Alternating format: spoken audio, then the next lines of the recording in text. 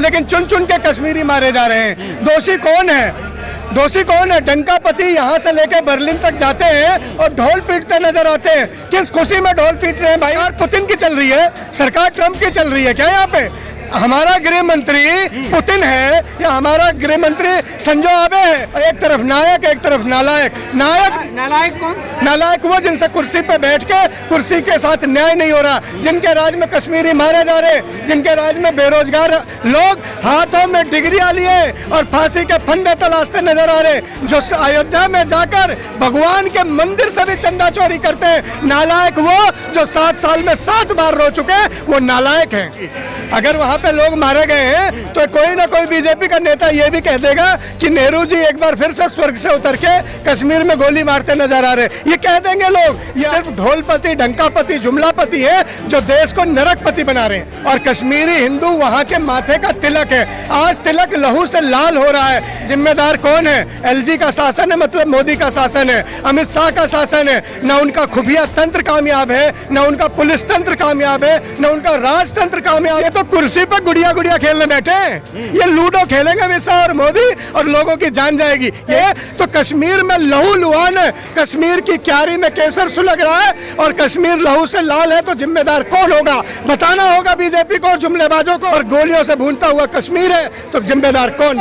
युवा अगर फांसी लगा ले तो जिम्मेदार कौन? देखिए, हमने 3 बार हमने उन्हें चित किया है, 3 बार हमने उन्हें धूल चटाई है और आने वाले 30 बार भी बीजेपी हमसे आमने सामने चुनाव लड़ने। मैं ललकारता हूँ अमित शाह को नई दिल्ली से आके लड़ने के। हाँ, ललकार रहा हूँ। लड़े केजरीवाल के साथ।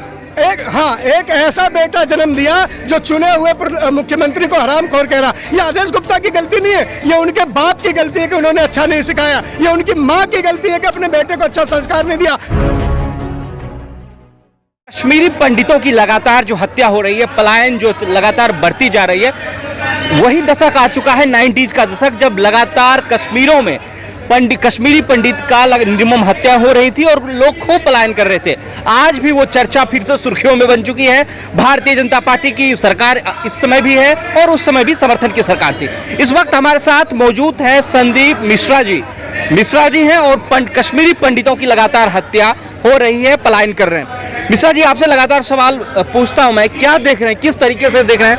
भारतीय जनता पार्टी पलायन पर रोक नहीं लगा पा रही है, आप लोग मैदान में कूद पड़े हो। देखिए, भारतीय जुमला पार्टी ने कई जुमले किए थे, जैसे एक के बदले 10 सिर लाने का, 2 करोड़ रोजगार देने का, 15 लाख हर बैंक अकाउंट में डालने का, काला धन वापस लाने का।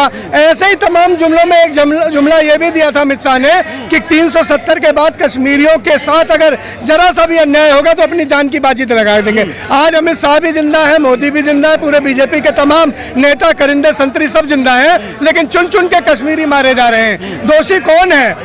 दोषी कौन है? डंकापति यहाँ से लेकर बर्लिन तक जाते हैं और ढोल पीटते नजर आते हैं। किस खुशी में ढोल पीट रहे हैं भाई? कश्मीर में भाजपा वाले दोषी कौन है? सरकार पुतिन की चल रही है, सरकार ट्रंप की चल रही है क्या यहाँ पे? हमारा गृह मंत्री पुतिन है या हमारा गृह मंत्री संजो आबे है? हमारा अगर सब जगह कंट्रोल कैसे कर लेगी भाजपा? सब जगह कंट्रोल नहीं करेगी तो कुर्सी छोड़ दे, केजरीवाल को दे दे, वो सब जगह कंट्रोल कर लेंगे। केजरीवाल जी को दे दे, उनसे ज्यादा लायक आदमी है। आप लोग तो पहले से ही बना रखे हैं कि 24 में प्रधानमंत्री बनाओ केजरीवाल को। मैं तो प्रचार कर रहे थे। मैं तो कह रहा हूँ, मैं नहीं बनाऊंगा। ये आम आदमी की आवाज है, जन जन की आवाज है। कहते हैं ना देश का लाल केजरीवाल, ये कोई एक आदमी नहीं कह रहा। ये कश्मीर से लेकर कन्याकुमारी तक, अटक से लेकर कटक तक, ये नायक के लिए लोग बोल रहे हैं। एक तरफ नायक, एक तरफ नालायक। नालायक कौन? नालायक वो जिनसे कुर्सी पे बैठ के कुर्सी के साथ न्याय नहीं हो रहा, जिनके राज में कश्मीरी मारे जा रहे, जिनके राज में बेरोजगार लोग हाथों में डिग्रियां लिए और फांसी के फंदे तलाशते नजर आ रहे। नालायक वो जिनके राज में पलायन होता है। कश्मीरी कहते हैं कि हमें श्रीनगर से भाग जाने दो और सरकार उन्हें जबरिया रोक रही है। नालायक वो जो मजदूरों को 1200 किलोमीटर तक पैदल चला देते हैं। नालायक वो जिन्होंने गब्बर सिंह टैक्स लगा के व्यापारियों का गुल्लक लूट ली। नालायक वो जो अयोध्या में जाकर भगवान के मंदिर से भी चंदा चोरी करते हैं। नालायक वो जो 7 साल में 7 बार रो चुके, वो नालायक हैं। देखिए, भगवान के यहाँ से चोरी नहीं, तो आपके नेता आरोप लगा रहे हैं, अभी तक कहाँ प्रूव हुआ है? FIR लॉन्च हुआ क्या? FIR लॉन्च कौन करेगा? श्री राम न्यास की बात थी, श्री राम ट्रस्ट के लोग, वहाँ का मेयर इन्वॉल्व है अयोध्या का, वहाँ के नेता इन्वॉल्व, 10 मिनट में 100 गुना किसी जमीन की कीमत बढ़ गई। अगर यही बीजेपी के अलावा किसी ने खरीदी होती तो क्या बढ़ पाती? कांग्रेस का षड्यंत्र है कश्मीर में, जम्मू कश्मीर में हर जगह कांग्रेस का षड्यंत्र है। ये गोली भी कोई नेहरू जी ने आके मारी होगी। अगर वहाँ पे लोग मारे गए हैं तो कोई ना कोई बीजेपी का नेता ये भी कह देगा कि नेहरू जी एक बार फिर से स्वर्ग से उतर के कश्मीर में गोली मारते नजर आ रहे हैं। ये कह देंगे लोग। ये आरोप लगाकर भागने वाले लोग हैं, ये सच का सामना करने वाले लोग नहीं है। न इनमें सच का दम है, न यथार्थ की ताकत है, न देश को चलाने का विजन है। ये सिर्फ ढोलपति, डंकापति, जुमलापति है जो देश को नरकपति बना रहे हैं। तो क्या आम आदमी पार्टी के दिलों में कश्मीरों का दर्द दिख रहा है? कश्मीरी पंडित, मुसलमान नहीं मारे गए उसमें। देखिए, हिंदुस्तानी मारा गया है।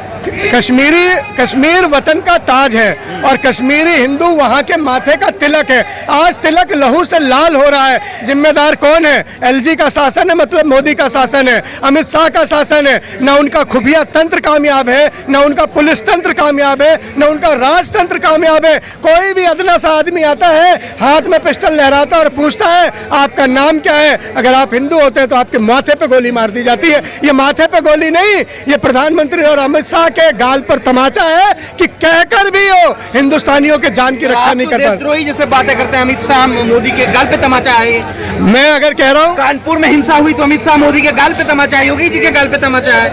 नहीं, वो नेहरू जी के गाल पे तमाचा है, सॉरी गलती हो गई। इंदिरा जी के गाल पे तमाचा है, राजीव गांधी जी के गाल पे तमाचा है, कांग्रेसियों के गाल पे तमाचा है। ये तो कुर्सी पर गुड़िया गुड़िया खेलने बैठे हैं। ये लूडो खेलेंगे अमित शाह और मोदी और लोगों की जान जाएगी। यही चाहते हैं आप? सुनना, आप कुर्सी पर बैठे, आप प्रधानमंत्री हैं, आप गृह मंत्री हैं, तो जिम्मेदार कौन होगा?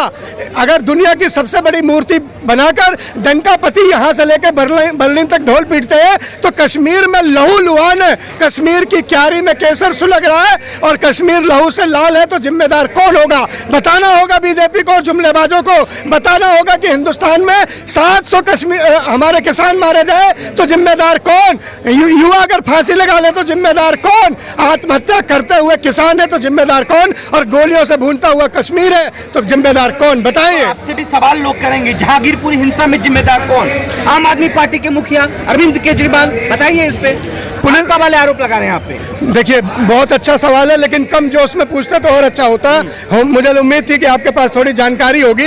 इस देश में अरविंद जी एक ऐसी सरकार है जिनके पास न धरा है, धरा मतलब धरती, न सुरक्षा है, सुरक्षा मतलब पुलिस, और न सेवा, सेवा मतलब सर्विस। न धरा, न सुरक्षा, न सेवा। उसके बाद भी दुनिया ये कह रही है कि देश का लाल केजरीवाल। ये कामयाबी की बात है, ये कामयाबी की बात है, ये बुलंदी की बात है। आप हमें पुलिस दे दीजिए, हमें जिम्मेदार बनाइए, कहीं का भी जिम्मेदार बनाइए। पुलिस पे तो बैठे हैं अमित शाह और जिम्मेदारी लेंगे केजरीवाल। भैया ऐसे नहीं चलेगा। यहाँ दिल्ली में दिलवाले रहते हैं, अंधभक्त नहीं रहते।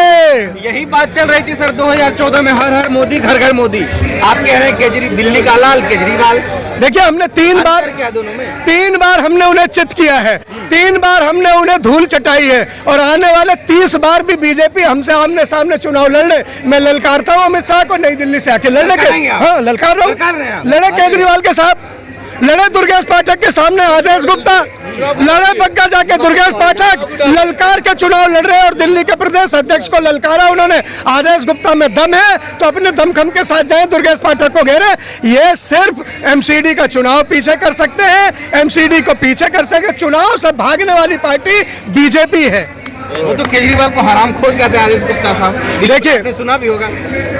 ये आदेश गुप्ता की माँ का दिया हुआ संस्कार है, ये आदेश गुप्ता की गलती नहीं है। 9 महीने जिस माँ ने पेट में रखा उसने एक ऐसा बेटा जन्म दिया जो चुने हुए मुख्यमंत्री को हरामखोर कह रहा। ये आदेश गुप्ता की गलती नहीं है, ये उनके बाप की गलती है कि उन्होंने अच्छा नहीं सिखाया। ये उनकी माँ की गलती है कि अपने बेटे को अच्छा संस्कार नहीं दिया। दुनिया तो श्रवण कुमार कह रही है, दुनिया भ्रष्टाचार का काल कह रही है, दुनिया देश का लाल कह रही है, और एक आदेश जो संस्कारहीन व्यक्ति है वो कहता है कि अपशब्द कहता है। तो इसमें आदेश की गलती नहीं, उसको पालने वाली उसकी माँ की गलती है। नाम है सर, आदेश नाम है।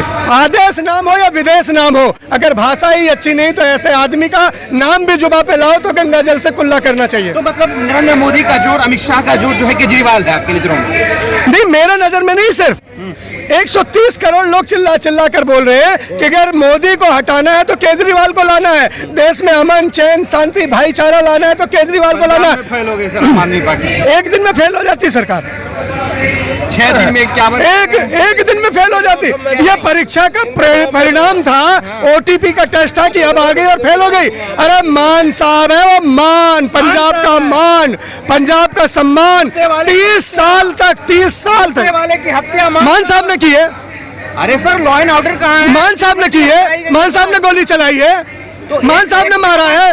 मान साहब, पंजाब सुन लीजिए, मान साहब ने उन्हें 2 कमांडो दिए पंजाब पुलिस के। मान साहब ने उन्हें, सुन लीजिए मेरी बात तो सुन लीजिए, इसमें बीच में चिल्ला के कुछ ज्यादा बड़ा हासिल नहीं होगा। 2 कमांडो दिए, बुलेट प्रूफ गाड़ी दी।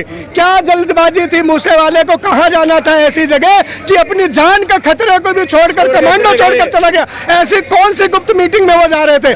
25 सेकंड बाद उनका पिता पीछे पीछे दौड़ा बॉडीगार्ड लेके कि मेरे बेटे को जान को खतरा है। मुझे भी दुख होता है किसी का जवान लाल जाता है साहब, मुझे भी दुख है किसी के माल का लाल ना जाए, लेकिन लाल को इतना बेहाल क्यों था कि बॉडीगार्ड भी छोड़ गया, बुलेट प्रूफ गाड़ी भी छोड़ गया? ये एक साजिश है और साजिश का पर्दाफाश होगा। किसकी साजिश? जाहिर तौर पर वही लोग साजिश करते हैं, वही दहशतगर्द साजिश करते हैं जो खून की होली खेलना चाहते हैं। कौन खेलना चाहता है? नाम तो जाहिर तौर पर सामने आएगा। मैं किसी को आरोप नहीं लगाऊंगा, सीबीआई उनकी है, आईबी उनकी है, लॉ एंड ऑर्डर उनका है। सत्येंद्र जैन के बारे में क्या बोलेंगे? सत्येंद्र जैन के बारे में तो अदालत में स्वयं ईडी के वकील ने बोल दिया। जब उनसे अदालत ने पूछा कि इन्हें क्यों पकड़ा है, तो बोला ना इनके खिलाफ एफआईआर है, ना मामला है, ना चीजें हैं। वो तो सिर्फ ईडी आज मोदी का तोता बनकर, रट्टू तोता बनकर फंसाना चाह। अरे वो सत्येंद्र जैन है जिन्होंने मोहल्ला क्लिनिक दिया है, जिन्होंने स्वास्थ्य की कल्पनाएं दी हैं, जिन्होंने विश्व को यह दिखाया है कि गरीब के घर में भी दवाई इंजेक्शन कैसे पहुंचाई जाती है। जेल के सीखचों में बंद करके हमारी बातों को तोड़ी। स्मृति ईरानी ने प्रेस कॉन्फ्रेंस किया, कहा ये आम आदमी पार्टी का अंतिम दिन चल रहा है। स्मृति ईरानी तो वो है कि जब मनमोहन सिंह को वो चूड़ियां देने जाती थी, दुनिया के सबसे बड़े बुद्धिजीवी प्रधानमंत्री को वो कांच की चूड़ियां देती थी जब सिलेंडर के दाम 450 थे, लेकिन आज 1000 के ऊपर है। मोदी को एक सोने का कंगन भी नहीं दे आती। स्मृति ईरानी शर्म करो। देश का गद्दार कौन है ये आपको पता है? मेल चुकेसी को भगाने वाला कौन, मालिया को भगाने वाला कौन, किसानों को मरने पर मजबूर करने वाला कौन, कश्मीरियों की हत्या कराने वाला कौन? देश का गद्दार वो है जिसके राज में पंजाब नेशनल बैंक कंगाल हो गया। वो देश का गद्दार है, न सत्येंद्र गद्दार, न मनीष सिसोदिया गद्दार, और केजरीवाल तो देश के लाल है ही, उनके आगे टिकता कौन?